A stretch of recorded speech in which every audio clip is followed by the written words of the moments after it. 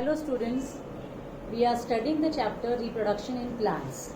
In the previous videos and lectures, we have already seen the structure of a flower, then development of male gametophyte, development of female gametophyte, and the last topic which we studied was the process of pollination, where we have seen a two-celled pollen grain is carried from androecium and it lands on the stigma, and its further germination takes place on stigma. Today's topic is double fertilization, which is continuation of pollination. Now, double fertilization. Fertilization is a process of fusion of male gamete with the female gamete. Now, why it is said double fertilization? Because in angiosperm, this characteristic is unique to angiosperm, where two male gametes are produced and both the male gametes participate in the process of fertilization. Hence the name double fertilization is given. This structure already we have seen. It is a carpel with ovary, style and stigma. Ovary carries ovule. For your simplicity, I have drawn only single ovule. So imagine that this is a monocarpellary ovary with single ovule. So this is a single ovule with anatropous condition, that is ovule is inverted to 180 degree. So you can see the ovule is inverted with the tip facing downward while the chalazal end facing upward. This is the stigma, where you can see there are many pollen grains have landed on the stigma due to various agencies which we have already seen in pollination, like it may be carried with the help of agency of wind or maybe birds or insects. So finally, the pollen grains have reached the surface of stigma.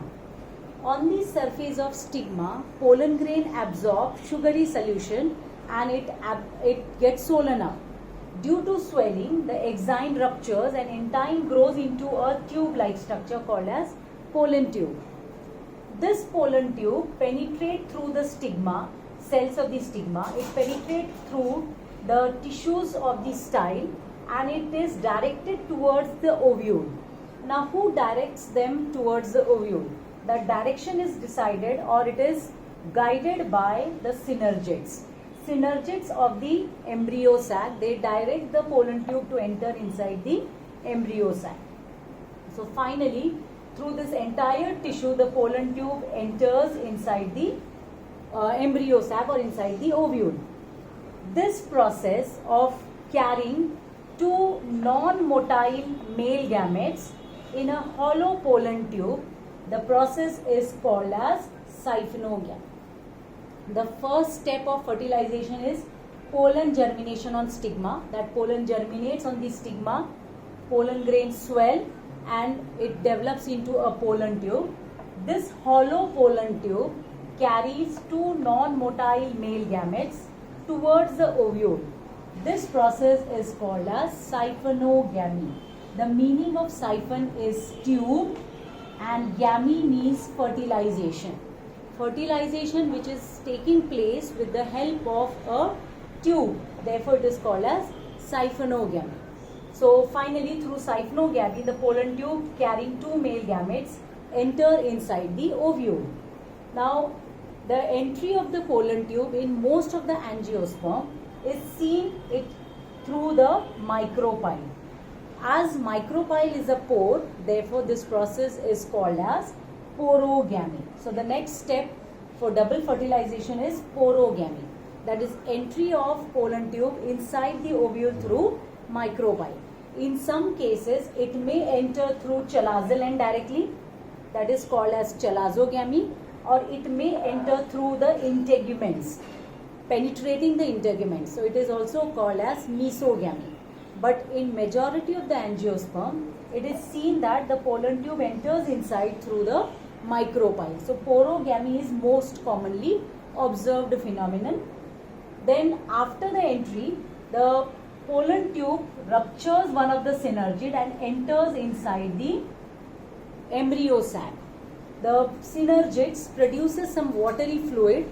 That watery fluid is absorbed by the pollen tube and it ruptures. As it ruptures, it releases both the male gametes inside the embryo sac. both the male gametes are haploid. Now there is the first step of fertilization, that is syngamy. Syngamy, and second step is triple fusion. Syngamy is the first male gamete fuses with the female gamete. This nucleus of the male gamete fuses with the egg of the female gamete, and it results into formation of diploid zygote, because egg is also haploid and male gamete is also haploid. So when male gamete nucleus fuses with female gamete nucleus, it leads to formation of diploid zygote. That is called as syngamy, or it is called as first fertilization. Second process is triple fusion. Now there is still one more gamete left here. The second male gamete fuses with, you have already seen the structure of embryo sac with the secondary nucleus in the center. This secondary nucleus is diploid, having two haploid nuclei. So this third nucleus of the male gamete goes inside, and these three nuclei fuse together. This process is called as triple fusion. As you have already seen here, why it is named as triple. Triple means three nuclei are fusing.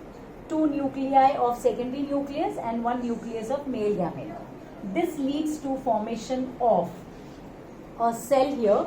This cell is called as primary endosperm nucleus, which is triploid, having triple N.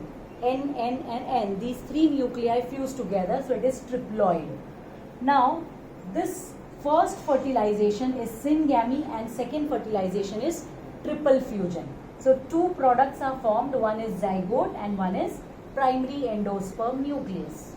Zygote develops into an embryo, while primary endosperm nucleus develops into an endosperm. So there are two future products will be formed after fertilization. In the entire process, you have seen that two non-motile male gametes, both of them participate in the process. One fuses with the egg, that is syngamy, and second fuses with the secondary nucleus to form primary endosperm nucleus, that is triple fusion. Now what are the advantages of double fertilization?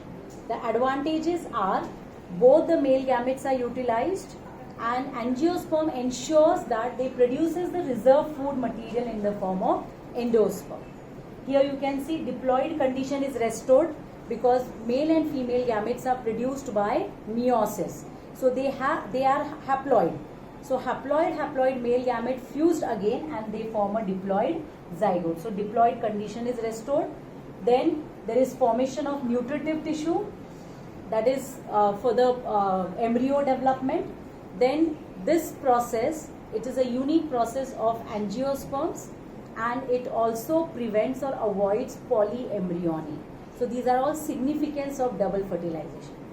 Now you must have understood through this entire diagram that fertilization is occurring at two different places. Hence the process is called as double fertilization, which was explained by Noishin in lilium plant. Okay, so this entire process is summarized into called as double fertilization.